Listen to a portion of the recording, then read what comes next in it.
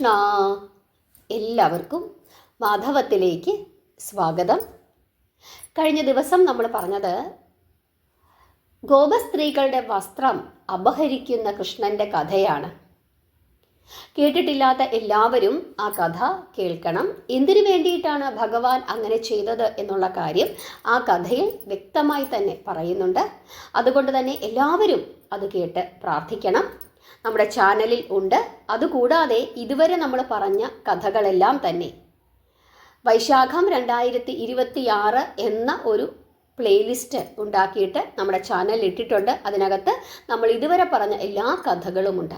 ഇന്ന് ഭഗവാന്റെ മറ്റൊരു അത്ഭുത ലീലയാണ് ഇവിടെ പറയുന്നത്. അതുകൊണ്ട് തന്നെ ക്ഷമയോടുകൂടി ഭക്തിയോടുകൂടി എല്ലാവരും അവസാനം വരെ ഈ കഥ കേട്ട് പ്രാർത്ഥിക്കണം. ഇന്നത്തെ കഥ ദേവേന്ദ്രൻ്റെ അഹങ്കാരം ശമിപ്പിക്കുന്ന കൃഷ്ണൻ്റെ കഥയാണ്. നമുക്കെല്ലാവർക്കും അറിയാം, നന്ദഗോപരും ശ്രീകൃഷ്ണനും മറ്റുള്ള ഗോപന്മാരുമെല്ലാം അമ്പാടി ഉപേക്ഷിച്ചിട്ട് ഇപ്പോൾ എവിടേക്ക് വന്നിരിക്കുകയാണ്? വൃന്ദാവനത്തിലേക്ക് വന്നിരിക്കുകയാണ്. ഈ ഗോപന്മാരുടെ സമ്പത്ത് എന്ന് പറയുന്നത് എന്താണ്? പശുക്കളാണ്. ഗോക്കൾ പുഷ്ടിയോടുകൂടി വളരണം എന്നുണ്ടെങ്കിൽ അവർക്ക് ഇഷ്ടം പോലെ ഇളം പുല്ലുകൾ കഴിക്കാനായിട്ട് കിട്ടണം. പുല്ലുകൾ സമൃദ്ധിയായി ഉണ്ടാകണമെങ്കിൽ എന്തു വേണം? കാലാകാലങ്ങളിൽ കൃത്യമായി മഴ പെയ്യണം. മഴയുടെ അധിപതി ഹിന്ദുമത വിശ്വാസം അനുസരിച്ചിട്ട് ഏതു ദേവതയാണ്? ഇന്ദ്രനാണ്, അല്ലേ? അപ്പോൾ ഇന്ദ്രനെ പ്രീതിപ്പെടുത്തേണ്ടത് വളരെയധികം അത്യാവശ്യമാണ്. അതിനു വേണ്ടിയിട്ട് ഈ ഗോപന്മാർ 6 വർഷം കൂടുമ്പോൾ ഒരു ഇന്ദ്രയാഗം നടത്തുക പതിവുണ്ട്. തങ്ങൾ വൃന്ദാവനത്തിൽ വന്നിട്ട് ഒരു യാഗം നടത്തിയില്ലല്ലോ, യാഗം നടത്തേണ്ടുന്ന സമയമായിട്ടില്ല, എങ്കിലും പുതിയ സ്ഥലത്തേക്ക് നമ്മൾ താമസത്തിന് വന്നതല്ലേ, അതുകൊണ്ട് തന്നെ ഒരു യാഗം നടത്തിയേക്കാമെന്ന് ആർക്ക് തോന്നുന്നു? നന്ദഗോപർക്ക് തോന്നുന്നു. ഈ കാര്യം അദ്ദേഹം മറ്റുള്ള ഗോപന്മാരെ എല്ലാവരെയും അറിയിക്കുന്നു. അവരെല്ലാം സമ്മതിക്കുന്നു. അതിനുശേഷം അങ്ങനെ ഇന്ദ്രയാഗം നടത്തുവാൻ എല്ലാവരും കൂടി തീരുമാനിക്കുന്നു. അതിനു വേണ്ട സാധനങ്ങളെല്ലാം നന്ദഗോപന്റെ അഭിപ്രായപ്രകാരം ഗോപന്മാർ ശേഖരിക്കുവാൻ തുടങ്ങി. ഗോപസ്ത്രീകൾക്കും വലിയ ഉത്സാഹമായി. ഇതെല്ലാം കാണുന്നുണ്ട് ആര്? നമ്മുടെ കൃഷ്ണൻ. കൃഷ്ണൻ ഉടൻ തന്നെ നന്ദഗോപരുടെ അടുക്കൽ ചെന്നിട്ട് ചോദിക്കുകയാണ്, എന്താണ് അച്ഛാ ചെയ്യാൻ പോകുന്നത്? എന്തിനാണ് ഇങ്ങനെ എല്ലാവരും സാധനങ്ങളൊക്കെ ശേഖരിച്ചു കൊണ്ടുവരുന്നത്? എന്താണ് കാര്യം എന്ന് ചോദിക്കുന്നു. മകനെ പിടിച്ചു മടിയിലിരുത്തി വാത്സല്യപൂർവം തഴുകിക്കൊണ്ട് നന്ദഗോപര് പറയുകയാണ്, ഭൂമി സസ്യസമ്പൂർണമാകണമെങ്കിൽ കാലാകാലം കൃത്യമായി മഴ പെയ്യണം. മഴ പെയ്ത് പുല്ലുകൾ സമൃദ്ധിയായി ഉണ്ടായില്ലെങ്കിൽ നമ്മുടെ പശുക്കൾ പട്ടിണിയായി പോകും. മേഘങ്ങളാണ് മഴയുണ്ടാക്കുന്നത്. ആ മേഘങ്ങളെ നിയന്ത്രിക്കുന്ന ദേവത ഇന്ദ്രനാണ്. അതുകൊണ്ട് ആ ഇന്ദ്രനെ പ്രീതിപ്പെടുത്തുവാൻ വേണ്ടി ഒരു യാഗം നടത്തുവാൻ ഉദ്ദേശിക്കുകയാണ് എന്ന് നന്ദഗോപര് കൃഷ്ണനോട് പറയുന്നു. ഉടൻ തന്നെ കൃഷ്ണൻ പറയുകയാണ്, അച്ഛാ, നമുക്കും നമ്മുടെ പശുക്കൾക്കും ആഹാരം തരുന്നത് ദൈവമല്ലേ? നമ്മുടെ കർമ്മഫലം അനുസരിച്ചിട്ട് നമുക്കത് ലഭിക്കുന്നു. വിശേഷിച്ച് നമ്മുടെ ഗോവർദ്ധന പർവ്വതമാണ് നമ്മുടെ പശുക്കൾക്ക് പുല്ലു നൽകി രക്ഷിക്കുന്ന കുലദേവത. ഇന്ദ്രയാഗത്തിന് സംഭരിക്കുന്ന സാധനങ്ങൾ കൊണ്ട് ഗോവർദ്ധനത്തിന് ഒരു യാഗം നടത്തിയാൽ ആ പർവ്വതരാജൻ നമ്മുടെ പശുക്കളെ സംരക്ഷിക്കും. നമ്മുടെ കൺമുമ്പിൽ സദാ കണ്ടുകൊണ്ടിരിക്കുന്ന ഒരു പ്രത്യക്ഷ ദേവതയാണ് ആ പുണ്യശൈലം. ഹരേ കൃഷ്ണ. ഇത് ഭഗവാൻ ശ്രീകൃഷ്ണൻ അച്ഛനോട് പറഞ്ഞ കാര്യമാണ്. നമ്മൾ എല്ലാ മനുഷ്യരും മനസ്സിലാക്കേണ്ടുന്ന ഒരു വലിയ സന്ദേശമാണ് ഇതിലൂടെ കൃഷ്ണൻ നമുക്ക് നൽകുന്നത്. ഞാൻ ഒന്നുകൂടി പറഞ്ഞു തരാം, നിങ്ങൾ ശ്രദ്ധിച്ചു കേട്ടുകൊള്ളണം. നമുക്കും നമ്മുടെ പശുക്കൾക്കും ആഹാരം തരുന്നത് ദൈവമല്ലേ? നമ്മുടെ കർമ്മഫലം അനുസരിച്ചിട്ട് നമുക്കത് ലഭിക്കുന്നു. ഇവിടെ ഭഗവാൻ എന്താണ് പറയുന്നത്? നമ്മൾ എന്തു കർമ്മമാണോ ചെയ്യുന്നത് ആ കർമ്മത്തിൻ്റെ ഫലം ഈശ്വരൻ നൽകുന്നു. അതാണ് ആദ്യത്തെ പാഠം. അപ്പം കർമ്മം ശുദ്ധമായിരിക്കണം. കർമ്മഫലം അത് നല്ലതോ ചീത്തയോ അത് നമ്മൾ അനുഭവിച്ചേ തീരൂ എന്നുള്ള വലിയ സന്ദേശം ഇവിടെ ഭഗവാൻ നൽകുന്നു. വിശേഷിച്ച് നമ്മുടെ ഗോവർദ്ധന പർവ്വതമാണ് നമ്മുടെ പശുക്കൾക്ക് പുല്ലു നൽകി രക്ഷിക്കുന്ന കുലദേവത. കുലദേവതയെ ആരാധിക്കണം എന്നുള്ള കാര്യം ഇവിടെ പ്രത്യേകമായിട്ട് പറയുന്നു. പർവ്വതത്തിന് പ്രാധാന്യം കൊടുക്കണം, പ്രകൃതിക്ക് പ്രാധാന്യം കൊടുക്കണം എന്നുള്ള കാര്യം പറയുന്നു. പ്രകൃതിയെ സംരക്ഷിക്കണം എന്നുള്ള കാര്യം ഇവിടെ ഭഗവാൻ വീണ്ടും നമ്മളോട് പറയുന്നു. ഇന്ദ്രയാഗത്തിന് സംഭരിക്കുന്ന സാധനങ്ങൾ കൊണ്ട് ഗോവർദ്ധനത്തിന് ഒരു യാഗം നടത്തിയാൽ ആ പർവ്വതരാജൻ നമ്മുടെ പശുക്കളെ സംരക്ഷിക്കും. അപ്പോൾ പ്രകൃതിയെ സംരക്ഷിച്ചാൽ ആ പ്രകൃതി നമുക്ക് ജീവിക്കുന്നതിന് വേണ്ടിയിട്ടുള്ള എല്ലാ കാര്യങ്ങളും നൽകും. പ്രകൃതിയെ സംരക്ഷിക്കേണ്ടുന്നതിൻ്റെ ആവശ്യകത ഇവിടെ ഭഗവാൻ വീണ്ടും നമ്മളോട് പറയുന്നു. നമ്മുടെ കൺമുമ്പിൽ സദാ കണ്ടുകൊണ്ടിരിക്കുന്ന ഒരു പ്രത്യക്ഷ ദേവതയാണ് ഈ പുണ്യശൈലം എന്ന് പറയുന്നു, ഇല്ലേ? പലപ്പോഴും നമ്മുടെ കൺമുമ്പിൽ നമ്മുടെ അടുത്ത് കാണുന്ന നമ്മുടെ തൊട്ടടുത്തുള്ള ദേവതയെ അല്ലെങ്കിൽ മനുഷ്യരെ കാണാതെ നമ്മൾ എന്തു ചെയ്യും? ദൂര സ്ഥലങ്ങളിലേക്ക് പോയി പല കാര്യങ്ങളും ചെയ്യും. പലരും അങ്ങനെയാണില്ലേ, സ്വന്തം അമ്മയ്ക്ക് ആഹാരം കൊടുക്കില്ല, പക്ഷെ എന്തു ചെയ്യും? അനാഥാലയത്തിൽ പോയി അവിടെയുള്ള അമ്മമാർക്ക് ആഹാരം കൊടുക്കും. നമ്മുടെ തൊട്ടു മുമ്പിലുള്ള ക്ഷേത്രത്തിൽ ഒരു അന്തിത്തിരി കത്തിക്കില്ല, അതിന് പകരം അങ്ങ് ഫ്ലൈറ്റ് പിടിച്ചു പോയി ദൂര ക്ഷേത്രങ്ങളിൽ പോയിട്ട് അവിടെ പോയി എന്തു ചെയ്യും? വഴിപാടുകൾ ചെയ്യും. അത് പാടില്ല എന്നുള്ള വലിയ സന്ദേശം ഇവിടെ ഭഗവാൻ നമുക്ക് നൽകുന്നു. ലോകപരിചയവും അറിവും സിദ്ധിച്ച ഒരു വിജ്ഞാനി പറയുന്നത് പോലെയുള്ള കൃഷ്ണൻ്റെ അഭിപ്രായം നന്ദഗോപര് മറ്റുള്ള ഗോപന്മാരെ അറിയിക്കുന്നു. അപ്പോൾ അത് കൂടുതൽ സ്വീകാര്യമായി അവർക്ക് തോന്നുകയും ചെയ്തു. ഇന്ദ്രയാഗമല്ല, ഗോവർദ്ധനയാഗമാണ് നമുക്ക് വേണ്ടത് എന്ന് ഒടുവിൽ അവർ തീരുമാനിക്കുകയും ചെയ്യുന്നു. അതനുസരിച്ചിട്ട് ഒരു നല്ല മുഹൂർത്തത്തിൽ യാഗം ആരംഭിക്കുകയാണ്. സ്ത്രീജനങ്ങൾ അവിടെയെല്ലാം അടിച്ചു തളിച്ചു വൃത്തിയാക്കുന്നു. പല വിധത്തിലുള്ള വർണ്ണപുഷ്പങ്ങളാലും തോരണങ്ങളാലും അലങ്കരിക്കുന്നു. ഗോപന്മാർ ഒത്തുചേർന്ന് ഗോവർദ്ധനഗിരിയെയും അതിൻ്റെ പരിസരങ്ങളെയും അതിമനോഹരമായ വിധത്തിൽ അലങ്കരിക്കുന്നു. അതിനുശേഷം കമനീയങ്ങളായ കമാനങ്ങളെല്ലാം കെട്ടുന്നു. പർവ്വതത്തിൻ്റെ ഉത്തുംഗ ശൃംഗത്തിൽ ഒരു കൊടിമരം നാട്ടുകയും അതിന്മേൽ വർണ്ണപ്പകിട്ടാർന്ന ഒരു കൊടിക്കൂറ തൂക്കുകയും ചെയ്തു. ഹരേ കൃഷ്ണ. ഈ ഉത്സവ പ്രതീതി ഗോവർദ്ധനഗിരി, അലങ്കരിച്ചിരിക്കുന്ന ഗോവർദ്ധനഗിരി, ആ ഗോവർദ്ധനഗിരിയുടെ ഉത്തുംഗ ശൃംഗത്തിൽ പാറിപ്പറക്കുന്ന ആ കൊടിക്കൂറ, ഇതെല്ലാം നിങ്ങൾക്ക് കാണാനായിട്ട് സാധിക്കുന്നുണ്ടോ? ഹരേ കൃഷ്ണ.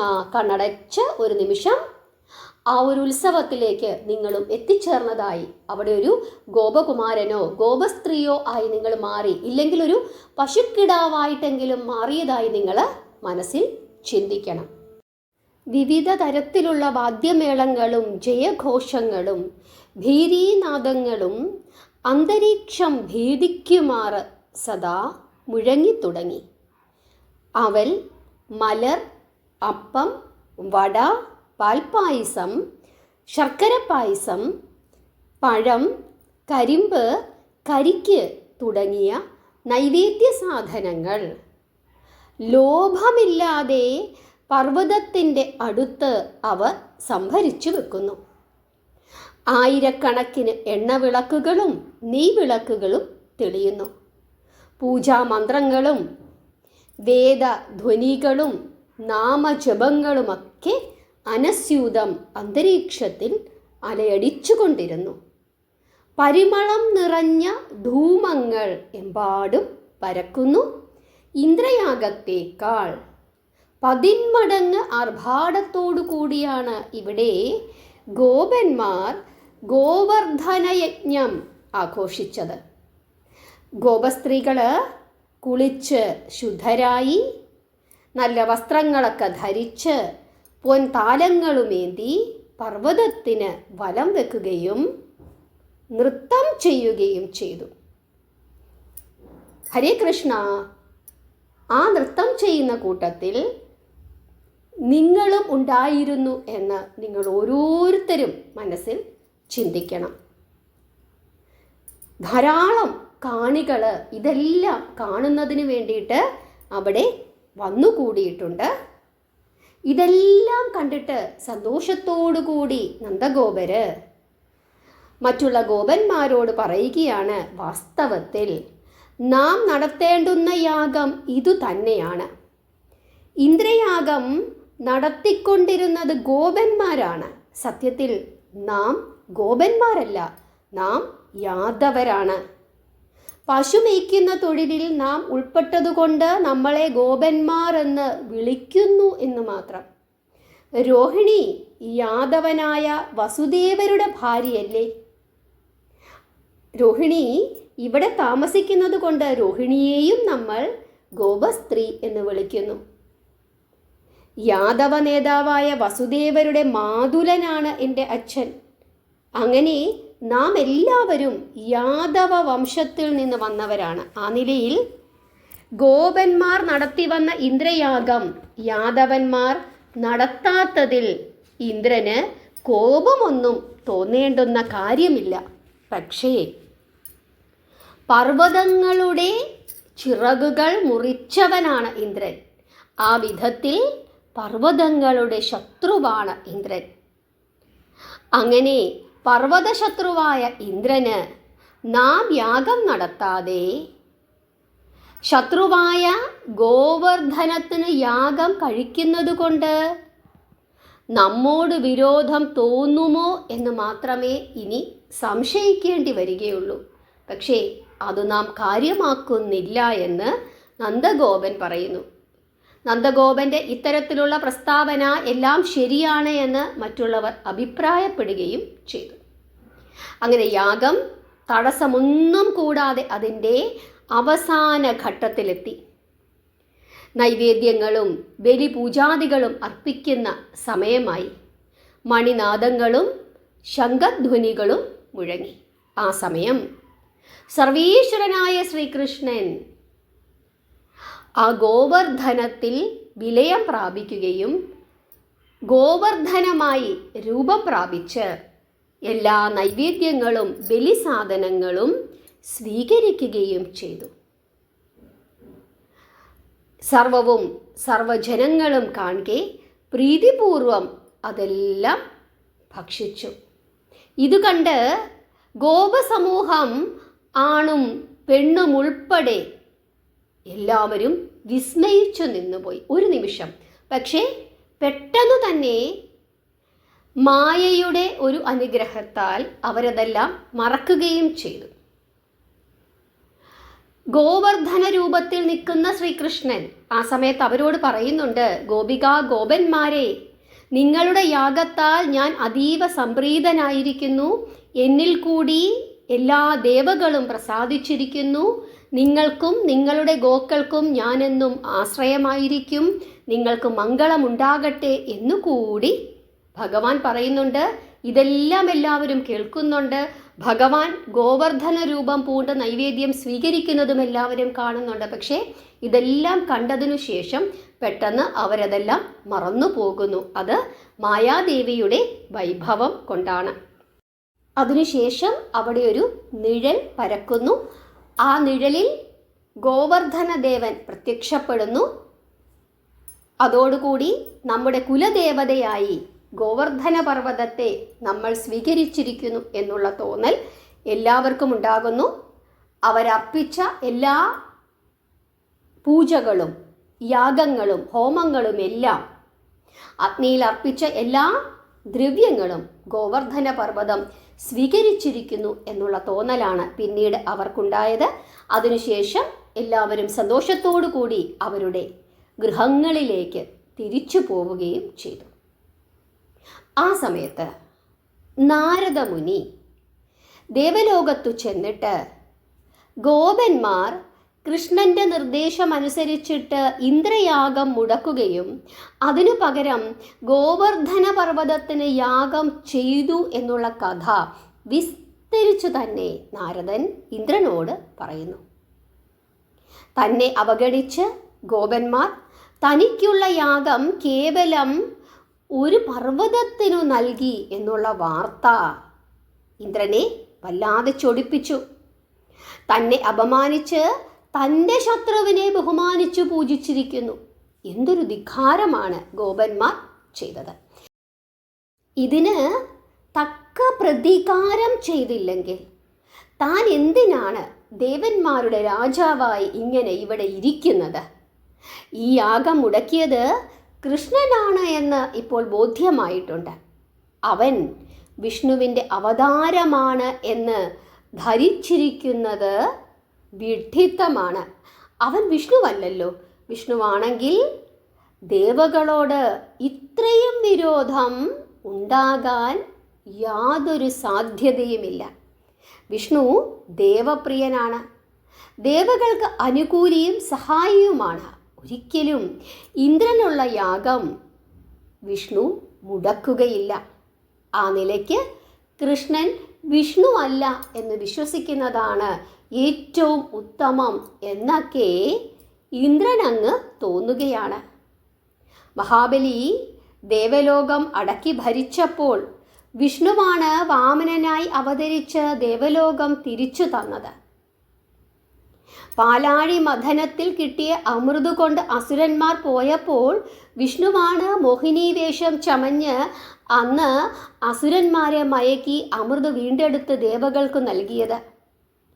ദേവന്മാരുടെ ശത്രുവായിരുന്ന രാവണനെ വധിച്ച് ദേവകൾക്ക് രക്ഷയുണ്ടാക്കി കൊടുത്തതും വിഷ്ണുവാണ്. ദേവകളെ സദാ ഉപദ്രവിച്ചു കൊണ്ടിരുന്ന അസുരന്മാർ ദുഷ്ടരാജാക്കന്മാരായി ഭൂമിയിൽ പിറന്നപ്പോൾ അവരുടെ വംശത്തിന് നാശം വരുത്തുവാൻ ഭാർഗവരാമനായി അവതരിച്ചതും വിഷ്ണുവാണ്. ദേവശത്രുവായ ഹിരണ്യകശിപുവിനെ വധിച്ച് ദേവകൾക്ക് ക്ഷേമം വരുത്തുവാൻ വേണ്ടി നരസിംഹമായി അവതരിച്ചതും വിഷ്ണുവാണ്. ഇങ്ങനെ എല്ലാ പ്രകാരത്തിലും ദേവപ്രിയനായ വിഷ്ണുവാണ് ആ മനുഷ്യബാലനായ കൃഷ്ണനെങ്കിൽ അവനൊരിക്കലും ദേവനാഥനുള്ള യാഗം മുടക്കുമായിരുന്നില്ല. ആര് എങ്ങനെ തപസ്സു ചെയ്താലും അവർക്കിഷ്ടമുള്ള വരം കൊടുക്കുന്ന ശുദ്ധാത്മാവായ ബ്രഹ്മദേവൻ ആ കൃഷ്ണനും വലിയ മായാവൈഭവം ഉള്ള ആളാണെന്ന് ഭാവിച്ചിരിക്കുകയാണ്. അതുകൊണ്ടാണ് അദ്ദേഹം നിരന്തരം ഇങ്ങനെ കൃഷ്ണൻ വിഷ്ണുവാണ് എന്ന് പറഞ്ഞുകൊണ്ടിരിക്കുന്നത്. അദ്ദേഹത്തിൻ്റെ ശുദ്ധഗതി. പക്ഷേ ഇന്ദ്രൻ അത് വകവെച്ചു കൊടുക്കുവാൻ പോകുന്നില്ല. അവൻ കള്ളനാണ്. കള്ളനായ ഇടയൻ്റെ അഹങ്കാരം ശമിപ്പിച്ച് ഗോപന്മാരെ ഒരു നല്ല പാഠം പഠിപ്പിക്കണം. ഗോവർദ്ധനം അവരെ രക്ഷിക്കുന്നതൊന്ന് കാണട്ടെ, ഇങ്ങനെയൊക്കെ ചിന്തിക്കുകയാണ് ആര്? ഇന്ദ്രൻ. എന്നിട്ട് അഹങ്കാരത്തോടു കൂടി ഇന്ദ്രൻ എന്തു ചെയ്യുകയാണ്? പ്രളയമേഘങ്ങളെ വിളിക്കുകയാണ്. എന്നിട്ട് എത്രയും പെട്ടെന്ന് വൃന്ദാവനത്തിലേക്ക് പോകണമെന്നും അവിടെ ചെന്നിട്ട് എല്ലാം നശിപ്പിക്കണം, അതായത് പ്രളയവർഷം നടത്തി എല്ലാം നശിപ്പിക്കണമെന്ന് പറയുകയും ചെയ്തു. അതിനുശേഷം തൻ്റെ വജ്രായുധവും കയ്യിലെടുത്തുകൊണ്ട് ഐരാവതത്തിൻ്റെ പുറത്തു കയറി ഇന്ദ്രനും വൃന്ദാവനത്തിലേക്ക് യാത്രയാകുന്നു.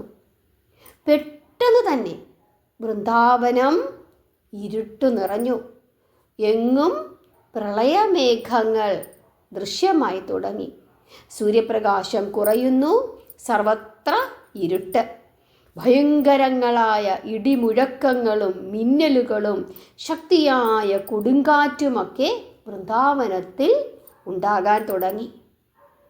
ഭയങ്കരമായ മഴ, പേമാരി. വൃന്ദാവനം ജലത്താൽ മുങ്ങുന്നു. കൊടുങ്കാറ്റിൽ മരങ്ങൾ ഒടിഞ്ഞു വീഴുന്നു. മിന്നലുകൾ ഇങ്ങനെ പാഞ്ഞു വരുന്നു, ഭയപ്പെടുത്തുന്നു. പശുക്കളെല്ലാം ഭയക്കാൻ തുടങ്ങി. കാളിന്തി നദി കര കവിഞ്ഞ് ഒഴുകാൻ തുടങ്ങി. കൃഷ്ണ, ഇതെന്താണ് ഈ കാണുന്നത്? നന്ദഗോപര് നെഞ്ചു തടവിക്കൊണ്ട് തൻ്റെ മകനോട് ചോദിക്കുകയാണ്. കൃഷ്ണനെ നോക്കി എല്ലാവരും പറയുകയാണ്, കൃഷ്ണ, ഇത് ഇന്ദ്രൻ്റെ പണിയാണ്, ഇന്ദ്രൻ ചെയ്യുന്ന ദ്രോഹമാണ്. യാഗം മുടക്കിയതുകൊണ്ട് ദേഷ്യപ്പെട്ട ഇന്ദ്രൻ നമ്മളെ ദ്രോഹിക്കുകയാണ് എന്ന് എല്ലാവരും ഒരേ സ്വരത്തിൽ പറയുന്നു.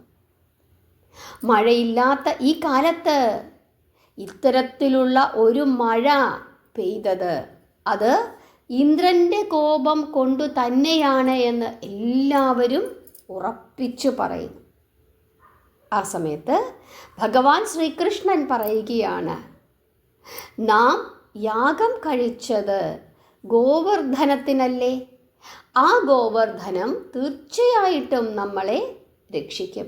വരൂ, പശുക്കളോടും കുട്ടികളോടും കൂടി നിങ്ങളെല്ലാവരും എൻ്റെ കൂടെ വരൂ, ഇവിടെ ആരും താമസിക്കണ്ട എന്ന് പറഞ്ഞിട്ട് കൂട്ടുകാരനായ ശ്രീദാമാവിനോട് പറയുകയാണ്, ശ്രീദാമാവേ, നമ്മുടെ കൂട്ടുകാരെയും വിളിച്ചുകൊള്ളുക, സ്ത്രീകളും പോരട്ടെ, പേടിക്കണ്ട, ഗോവർദ്ധനം നമ്മളെ രക്ഷപ്പെടുത്തുമെന്ന് പറയുന്നു.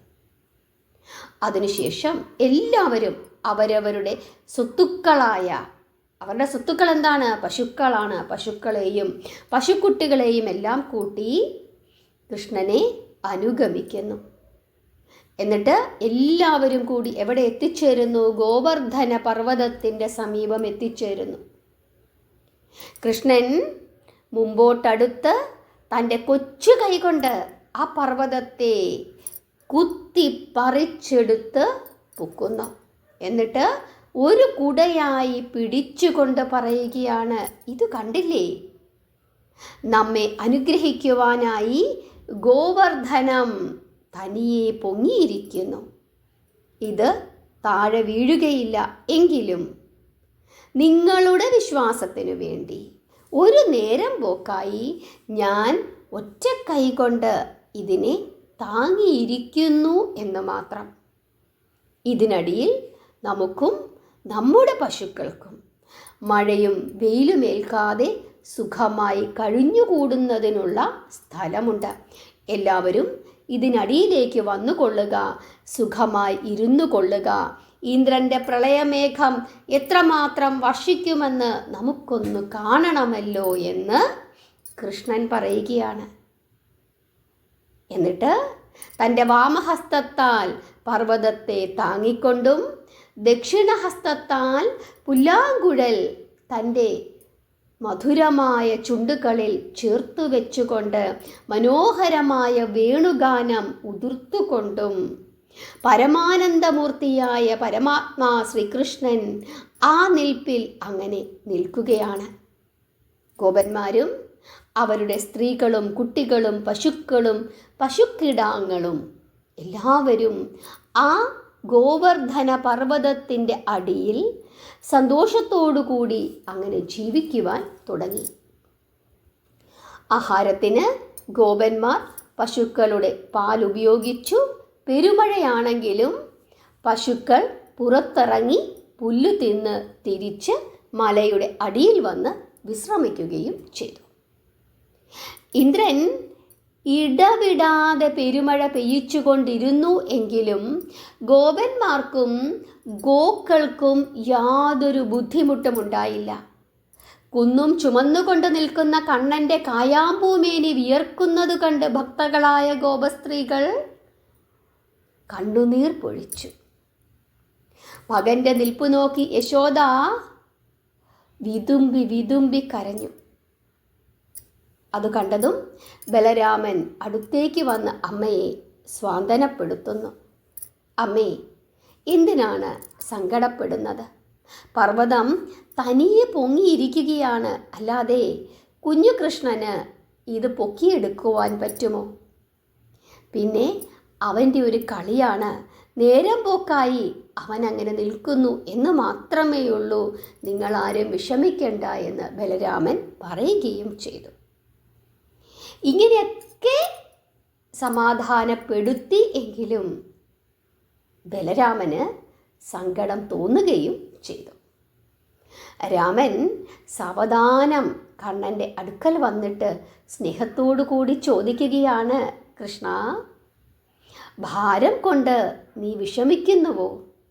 ക്ഷീണം തോന്നുന്നുവെങ്കിൽ കുറച്ചു നേരം പോയിരുന്ന് വിശ്രമിക്കൂ, ഞാൻ ഇത് ചുമക്കാം എന്ന് പറയുകയാണ്. ലോകം മുഴുവനും തൻ്റെ ശിരസിന്മേൽ ഭണത്തിന്മേൽ വഹിക്കുന്ന അനന്തൻ്റെ അംശാവതാരമായ ബലരാമന് ഈ മല ചുമക്കുന്നത് വെറും നിസ്സാരമാണ് എന്ന് കൃഷ്ണൻ അറിയാം. ഇന്ദ്രയാഗം മുടക്കിച്ചത് താനാണ്. ആ നിലയ്ക്ക് താനിത് ചുമക്കണം. ഇവരെ രക്ഷിക്കേണ്ടത് ഗോപന്മാരെയും ഗോപസ്ത്രീകളെയും തൻ്റെ പശുക്കിടാങ്ങളെയും രക്ഷിക്കേണ്ടുന്നതിൻ്റെ ഉത്തരവാദിത്വം ഇപ്പോൾ തനിക്ക് മാത്രമാണ് എന്ന് കൃഷ്ണൻ ചിന്തിച്ചിട്ടുണ്ട്. അതുകൊണ്ടാണ് അപ്രകാരം ഭഗവാൻ ചെയ്യുന്നത്.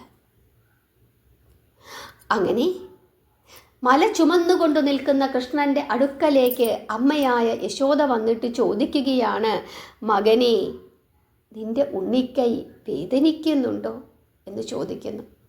നന്ദഗോപരും വന്ന് ചോദിക്കുന്നുണ്ട്. ഇല്ലമ്മേ, ഞാൻ വെറുതെ നിൽക്കുന്നതല്ലേ, മല തന്നെത്താനല്ലേ പൊങ്ങി നിൽക്കുന്നത്, ഇതൊക്കെ എൻ്റെ ഒരു തമാശയല്ലേ, കളിയല്ലേ എന്ന് പറയുകയാണ് ഉണ്ണികൃഷ്ണൻ. ഒരു കൊച്ചുകുട്ടി ഒരു വലിയ കുടയും ചൂട് നിൽക്കുന്നത് പോലെ 7 ദിവസങ്ങൾ വസുദേവകുമാരൻ അങ്ങനെ അചഞ്ചലനായി നിൽക്കുന്നു.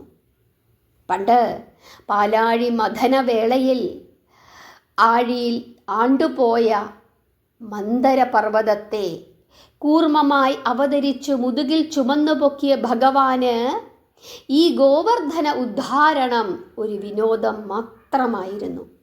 7 ദിവസം അതിഘോരമായ പ്രളയവർഷം പെയ്തിട്ടും വൃന്ദാവനവാസികൾക്കോ അവരുടെ പശുക്കിടാങ്ങൾക്കോ യാതൊന്നും സംഭവിച്ചിട്ടില്ല എന്ന് അറിയുന്നു ആര്? ഇന്ദ്രൻ.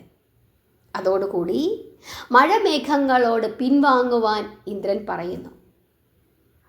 വൈകുണ്ഠനാഥൻ്റെ പൂർണ്ണമായ അവതാരമാണ് കൃഷ്ണൻ എന്നുള്ള പരമാർത്ഥത്തെ തെറ്റിദ്ധരിച്ച് അഹങ്കാരത്തോടുകൂടി താൻ ഇപ്രകാരം അധർമ്മം പ്രവർത്തിച്ചിരിക്കുന്നു എന്നുള്ള ബോധം, ഇങ്ങനെ ചെയ്തതുകൊണ്ട് മേലിൽ ഇനി എന്തൊക്കെ ആപത്തുകളാണ് തനിക്ക് ഉണ്ടാകാൻ പോകുന്നത് എന്നുള്ള ചിന്തയും ആ നിമിഷമാണ് ഇന്ദ്രന് ഉണ്ടാകുന്നത്.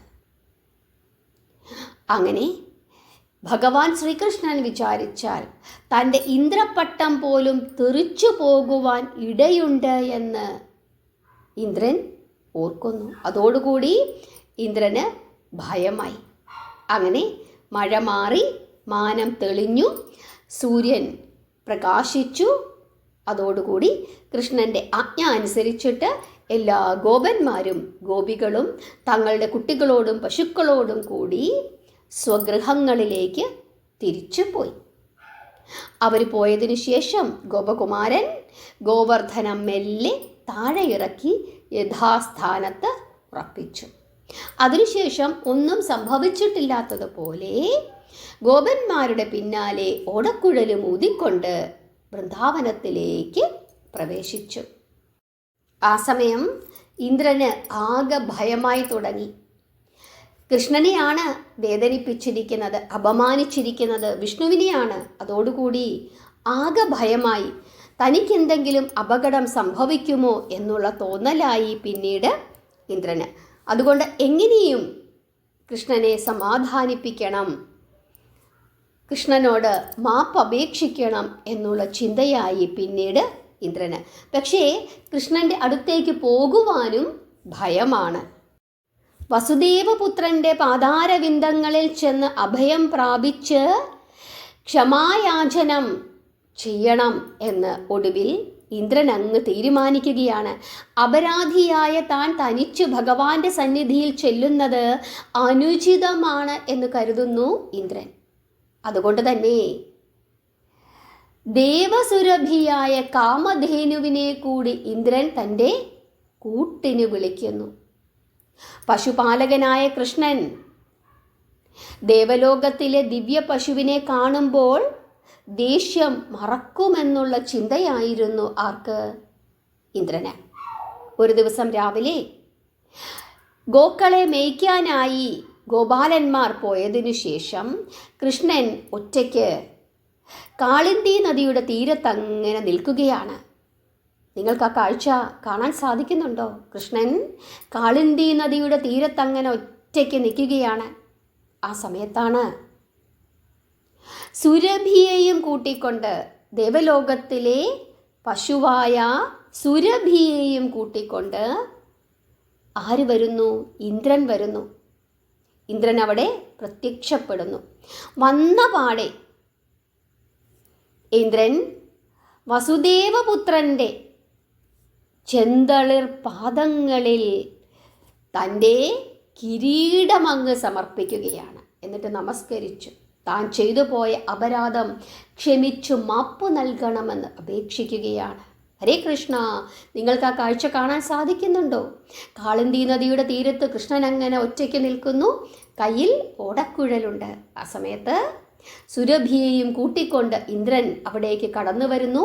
ഇന്ദ്രൻ തൻ്റെ തലയിലിരുന്ന കിരീടമെടുത്ത് കൃഷ്ണൻ്റെ തൃപ്പാദങ്ങളിൽ സമർപ്പിച്ചിട്ട് ദണ്ഡനമസ്കാരം ചെയ്ത് മാപ്പപേക്ഷിക്കുന്നു. കൂട്ടത്തിൽ ആര് നിൽക്കുന്നുണ്ട്? സുരഭി നിൽക്കുന്നുണ്ട്. കൃഷ്ണ വൈകുണ്ഠപതി, അഹങ്കാരം കൊണ്ടുണ്ടായ അബദ്ധമാണ് അടിയനെ ഇത്തരത്തിലുള്ള കൃത്യത്തിന് പ്രേരിപ്പിച്ചത്. അവിടുന്ന് ക്ഷമിക്കണമെന്ന് പറയുകയാണ്. സുരഭി, കാമധേനുവായ സുരഭി, ഗോപാലവേഷം പൂണ്ട് കാണപ്പെട്ട കണ്ണനെ അതിനുശേഷം വാഴ്ത്തി സ്തുതിച്ചു. പാൽക്കടലിൽ പള്ളികൊള്ളുന്ന ഹേ പരമാത്മാവായ ഭഗവാനെ, എൻ്റെ വർഗത്തിൽപ്പെട്ട പശുക്കളെ മേയ്ക്കുന്ന ഒരു ഇടയനായി അങ്ങയെ ഞാൻ കാണുന്നല്ലോ. അങ്ങയുടെ പാലനം കൊണ്ട് പശുക്കൾക്ക് ദേവപൂജ്യത സിദ്ധിച്ചിരിക്കുന്നു. ഭഗവാനെ, ഗോകുല തിലക, ഗോപകുമാര, കൃഷ്ണ എന്നൊക്കെ പറഞ്ഞ് സുരഭി ഭഗവാനെ സ്തുതിക്കുന്നു. അങ്ങനെ സുരഭി കൃഷ്ണനെ വാഴ്ത്തുകയാണ്. വാഴ്ത്തി സ്തുതിച്ചപ്പോൾ അതോടുകൂടി സുരഭിക്ക് മാതൃനിർഭരമായ ഒരു വാത്സല്യം ഗോപകുമാരനോട് തോന്നുകയാണ്. അതോടുകൂടി സുരഭിയുടെ അകിട് ചുരന്നു. ആ അകിട്ടിൽ നിന്നും പീയൂഷ സദൃശ്യമൊഴുകിയ ആ പുണ്യമായ പാലുകൊണ്ട് സുരഭി ആ ബാലഗോപാലമൂർത്തിയെ മംഗളാഭിഷേകം ചെയ്തു. ആ അഭിഷേക കർമ്മം നടക്കുന്നതിൻ്റെ ഇടയിൽ സുരഭി പറയുകയാണ്, പ്രഭോ, ഗോസമൂഹത്തിൽ ഇന്ദ്രനാണ് അങ്ങ്, ഗോക്കളുടെ ഇന്ദ്രനാണ് അങ്ങ്. അങ്ങനെയുള്ള അങ്ങയെ ഗോവിന്ദ എന്ന നാമധേയത്തിൽ ഞാൻ അഭിഷേകം ചെയ്യുന്നു എന്ന് സുരഭി പറയുകയാണ്. ഹരേ കൃഷ്ണ. ഇവിടെ ഗോക്കളുടെ ഇന്ദ്രനാണ് ആര്? കൃഷ്ണൻ. ഇങ്ങനെ അഭിസംബോധന ചെയ്തതാരാണ്? ദേവലോകത്തിലെ പശുവായ കാമധേനുവായ ആര്? സുരഭി.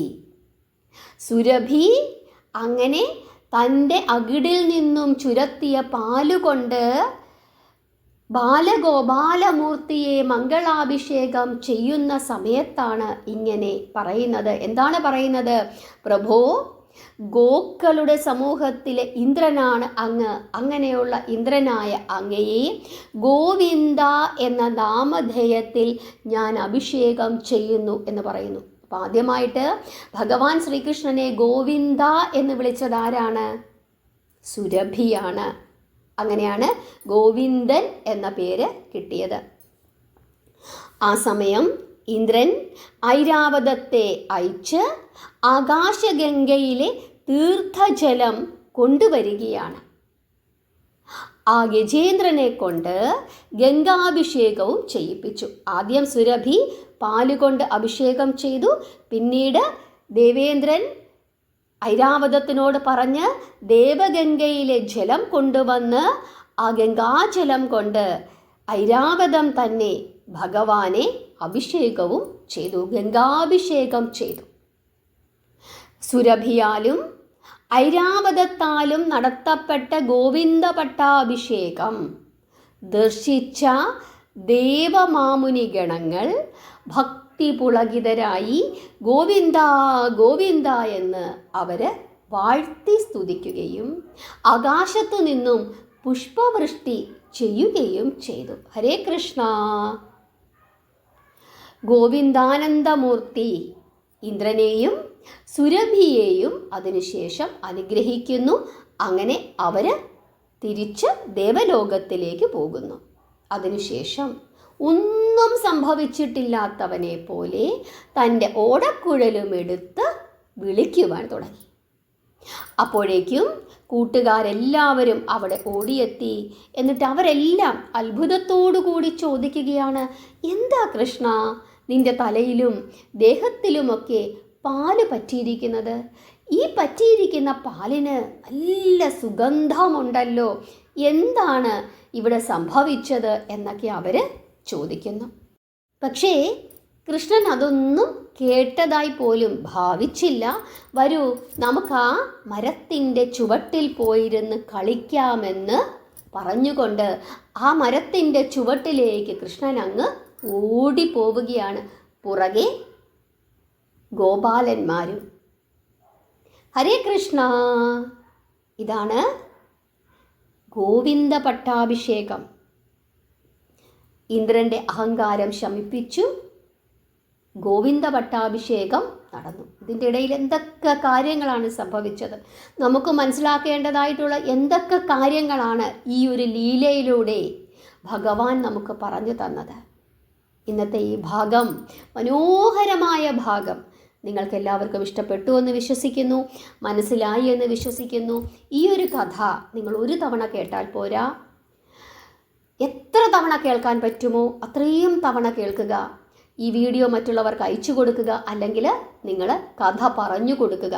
കഥ പറഞ്ഞു കൊടുക്കുന്നതാണ് ഏറ്റവും നല്ലത്. കാരണം പറഞ്ഞു കൊടുക്കുമ്പോൾ നിങ്ങളുടെ മനസ്സിൽ ഒന്നുകൂടി ഉറയ്ക്കും. ഇന്നത്തെ ചോദ്യം, ആരാണ് ഭഗവാൻ ശ്രീകൃഷ്ണനെ ഗോവിന്ദൻ എന്ന് ആദ്യമായി വിളിച്ചത്? കമൻ്റായി രേഖപ്പെടുത്തുക ഉത്തരം. നാമം ജപിക്കുക, ഗോവിന്ദ ഗോവിന്ദ എന്ന് നിരന്തരം ജപിച്ചുകൊണ്ടിരിക്കുക. ഹരേ കൃഷ്ണ.